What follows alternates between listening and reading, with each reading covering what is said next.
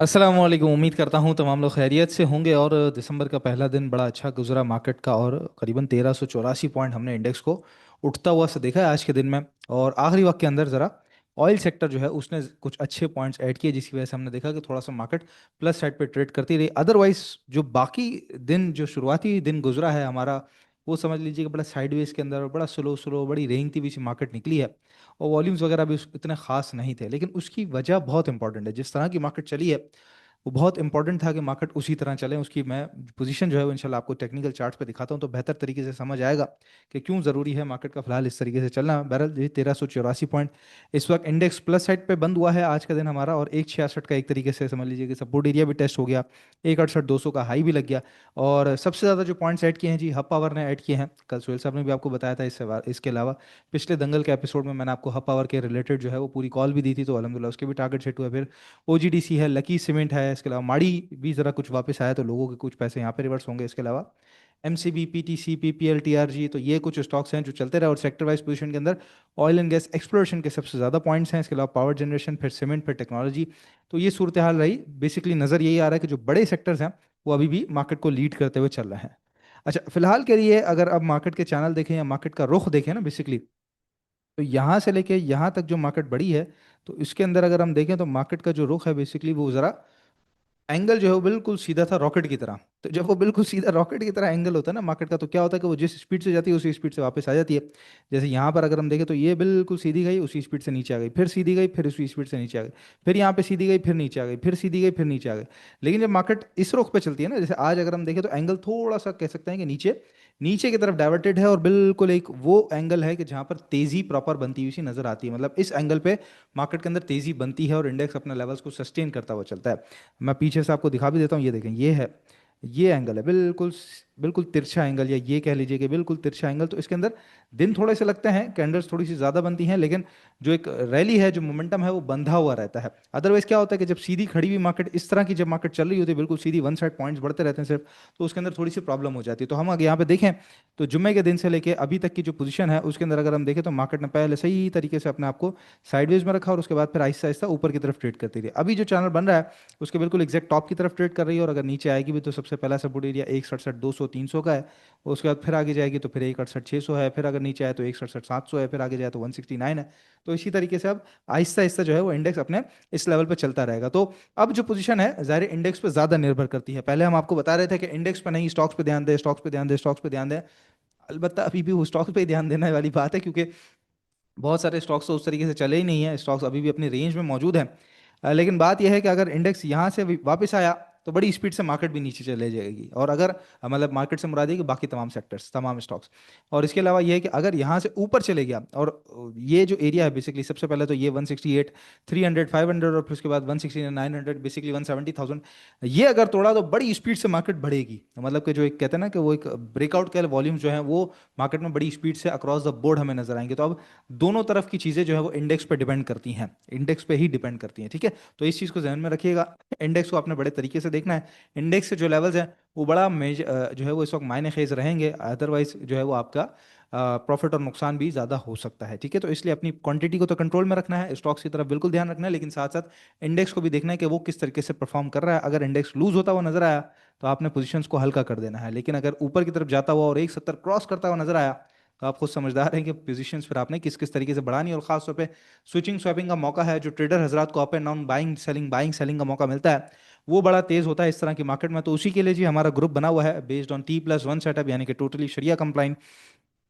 और इसके अंदर कोई किसी किस्म की बातचीत नहीं है, कोई खबरें नहीं, कोई चार्ट्स नहीं, कोई एनालिसिस नहीं, सिर्फ और सिर्फ टू द पॉइंट कॉल्स हैं, ट्रेड कॉल्स। आज खरीदना है, कल बेचना है। ठीक है, अब वो बेचना जो है बेसिकली वो ऊपर भी है, नीचे भी है, बराबर बराबर भी है, स्टॉप लॉस पे भी है, टारगेट पे भी है, हर तरह से हमने बेचना है, कॉल्स को शिफ्ट करना है। तो पूरा मैकेनिज्म है जो कि ट्रेडर्स के लिए बनाया गया है, एक्टिव ट्रेडर्स के लिए, जिनको एक्टिव ट्रेडिंग पसंद है, जिनको बाइंग सेलिंग पसंद है, जिनको पैसे का मोमेंटम पसंद है, मूवमेंट में रहना, पैसे का जो है मूव करता हुआ पैसा अच्छा लगता है, तो उनके लिए ही ग्रुप है जी। नंबर है 0336244466। इस नंबर पर रब्ता करके ग्रुप लाजमी ज्वाइन कर लीजिए, ताकि इस तरह की जो मार्केट है कि अगर ये ब्रेकआउट दे गई तो यहाँ पे जो बड़े नफे हैं उसके चांसेस आपको लाजमी बन सकते हैं। तो बहरहाल जी इंडेक्स की पोजीशन मैंने आपको बता दी है। नीचे एक बहुत अच्छा सपोर्ट एरिया है, 166 के बाद जरा सा मार्केट नीचे की तरफ कमजोर हो जाएगी अगर टूटा, और ऊपर की तरफ 163 300 500 इनिशियल रेजिस्टेंस एरिया, और उसके बाद 169 900 है बेसिकली, 161 169 से लेके 900 का जो एरिया है वहाँ पर आपने परफेक्ट तरीके से मोहतात हो जाना है, क्योंकि वो ब्रेकआउट्स वाले एरियाज होंगे। तो अगर वहाँ से नीचे आई तो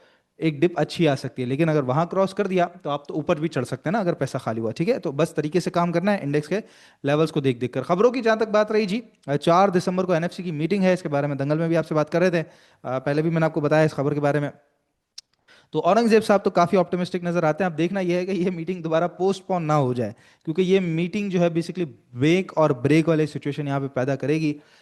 इसी की वजह से समझ लीजिए कि सारे ब्रेकआउट्स जो है ना वो बड़ी स्पीड से होंगे, क्योंकि ये एक पाकिस्तान के लिए गेम चेंजिंग पूरा एक सिनेरियो बन जाएगा एनएफसी मीटिंग अगर हो जाती है तो। हम मेरी तो खास तौर पे इस पे ही नजर है, आपको भी खास तौर पे इस पे नजर रखनी चाहिए, क्योंकि ज़ाहिर मार्केट को चलने के लिए कुछ ना कुछ तो ट्रिगर चाहिए होता है, तो ट्रिगर ये साबित हो सकता है। इसके अलावा जी एक मिल्क प्रोड्यूसर है गनी डेयरीज के नाम से, वो आईपीओ प्लान करने का, आईपीओ लॉन्च करने का जो है एक प्लान कर रहा है, करीबन 2.5 अरब रुपए का आईपीओ। इसके बारे में मैं थोड़ा सा स्केप्टिकल हूँ, क्योंकि अभी तक जो अगर हम डेयरी प्रोडक्ट्स की बात करें, खासतौर पर पिछले बजट के बाद से लेकर अभी तक, प्रेमा हो, एफसीपीएल हो, फौजी फूड हो, जितने भी डेयरी प्रोडक्ट्स बेचने वाली कंपनीज हैं, उतनी को खास अच्छी परफॉर्मेंस नज़र नहीं आई है। तो ये भी एक मिल्क प्रोड्यूसर है, ऑलरेडी जो लिस्टेड कंपनीज है सालों से वो उस तरह परफॉर्म नहीं कर पाई हैं, तो ये आके किस तरह परफॉर्म करेगा। बहरहाल मैंने कोई इसका प्रोस्पेक्टस वगैरह तो अभी पढ़ा नहीं है, सिर्फ खबर की बुनियाद पे मैं आपको मेरा पर्सनल ओपिनियन आपको बता रहा हूँ कि मैं थोड़ा सा इस आईपीओ को लेकर स्केप्टिकल हूँ, based on previous performance of the dairy sector. इसके अलावा जी एयरलिंक की एक आज मटेरियल इन्फॉर्मेशन आई, और उससे पहले ही ऑलरेडी शेयर प्राइस करीबन 182 83 के करीब करीब जा चुका था। तो एक सब्सिडी लॉन्च कर रहा है जी, सब्सिडी बना रहा है ये 200 मिलियन रुपीस से, और उसका नाम होगा जैक्सो टेक्नोलॉजीज। बेसिकली वो पाकिस्तान के अंदर ई कॉमर्स और एक्सपोर्ट के बिजनेस को देखेगी, जिसके अंदर सारा इसका जो लैपटॉप्स हैं, इसके अलावा स्मार्टफोन्स हैं, और इलेक्ट्रॉनिक्स और होम अप्लाइंसेज और अदर टेक्नोलॉजीज हैं, उसके रिलेटेड प्रोडक्ट्स जो है उसकी manufacturing, import export, distribution, retail, e commerce वगैरह सारा जो ऑपरेशन है वो इस सब्सिडरी के थ्रू चलेगा। तो ये एक कुछ बेहतर बात, एक अच्छी, ज़ाहिर है अब कंपनीज हम देख रहे हैं डाइवर्सिफिकेशन और एक्सपेंशन की तरफ जा रही हैं, तो ये उसी का एक पार्ट है।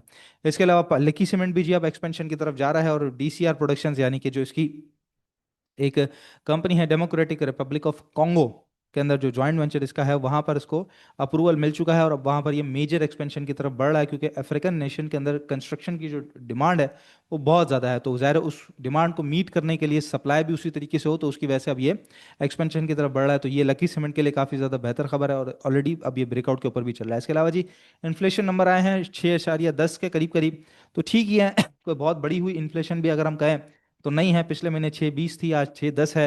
इट्स ओके, कोई प्रॉब्लम वाली बात ऐसी नजर नहीं आती। इन्फ्लेशन फिलहाल अभी वक्ती तौर पे हमारा कोई कंसर्न ऐसा है नहीं। इसके अलावा जी औरंगजेब साहब भी ये कहते हैं, पिछले दिनों हमने देखा था कि एसआईएफसी की तरफ से ये बात आई थी, फिर एफबीआर के जो चेयरमैन हैं उन्होंने भी ये कहा था, और अब औरंगजेब साहब भी ये कहते हैं कि आहिस्ता आहिस्ता हम फॉर्मल सेक्टर्स के ऊपर से टैक्स बर्डन कम करेंगे।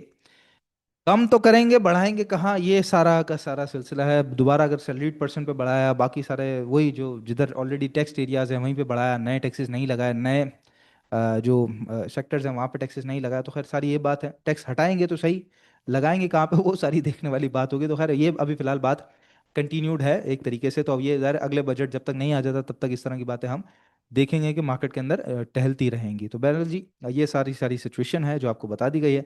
इंडेक्स के अंदर अच्छा एक ब्रेकआउट नज़र आ रहा है, एंगल भी बड़ा सीधा हो गया है, सस्टेनेबिलिटी भी नज़र आई है, लेकिन साथ साथ याद रखिएगा कि जिन जिन स्टॉक्स के अंदर प्रॉफिट टेकिंग हो, जैसे एसएसजीसी बड़ी स्पीड से बढ़ गया, या पीपीएल बड़ी स्पीड से बढ़ गया किसी का, या एयरलिंक बड़ी स्पीड से बढ़ गया, एक साथ 20-20 30-30% बढ़ जाते हैं स्टॉक्स एक आध 2 दिन के अंदर ही, तो बहुत बड़ा नफा होता है वो। ठीक है, तो वहाँ पे परसेंटेज वाइज अगर आप कैलकुलेशन करेंगे तो वहाँ पे नफा पक्का करना बड़ा इंपॉर्टेंट है। खास तौर पे अपने पोर्टफोलियो को देखना होता है कि अगर आपका 10 लाख का पोर्टफोलियो है मिसाल के तौर पे, ठीक है, और 10 लाख रुपए पे आपको अभी इस वक्त जितने आपने स्टॉक्स लिए हुए हैं उसके अंदर 10 लाख का पोर्टफोलियो आपका 10,75,000 रुपये खड़ा हुआ है, और आपको 3 स्टॉक्स में जो है वो लॉस है, 2 में नफा है। ठीक है, तो आपका वो जो 2 का नफा है, मैं इस तरह बता रहा हूँ कि 3 में नफा है या 2 में लॉस है, तो आपने वो 2 लॉस वालों को नहीं देखना कि यार उधर लॉस है। आपने टोटल देखना है 10 लाख रुपए पर अगर आपको 50,000 25,000 75,000 20,000 रुपये बच रहे हैं, यानी कि टोटल इन्वेस्टमेंट के ऊपर अच्छा पैसा बच रहा है, तो वहाँ पे आपने उस पोर्टफोलियो को सीधा खाली करना है। ये ट्रेडर्स के लिए अपॉर्चुनिटी वाली बात होती है, क्योंकि उसके बाद ही आपको दूसरी opportunities just like IBLHL, just like Facto cement, just like Beco steels, everything, मतलब इस तरह के जो स्टॉक जो ब्रेकआउट के बाद चलते हैं, जिस तरह दी ऑर्गेनिक मीट नजर आ रहा है, तो इस तरह की अपॉर्चुनिटीज आपको मिलती रहती हैं, पैसा आपका मोमेंटम में रहता है। तो दी ऑर्गेनिक मीट की बात कर रहा हूँ मैं जी, आपका जो आज का स्टॉक है उसके अंदर ये बिल्कुल ज़बरदस्त किस्म का ब्रेकआउट है, और उसके ऊपर आज क्लोजिंग दे दी है। करंट रेट पे बाइंग कर सकते हैं, नीचे आए तो भी बाइंग कर सकते हैं। बड़ा वेल डिफाइंड स्टॉप लॉस है जी 51 रुपीज़ से नीचे नीचे का पहला टारगेट एरिया 57-56 है, दूसरा टारगेट एरिया 61-64 है।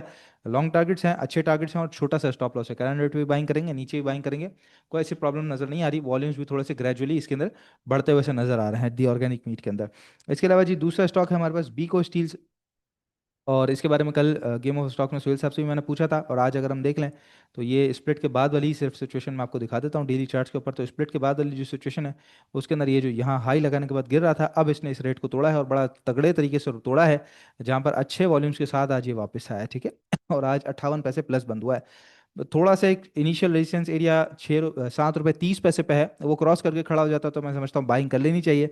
जहाँ पर आपके जो टारगेट्स हैं वो 8 रुपये 20 पैसे तक भी हो सकते हैं।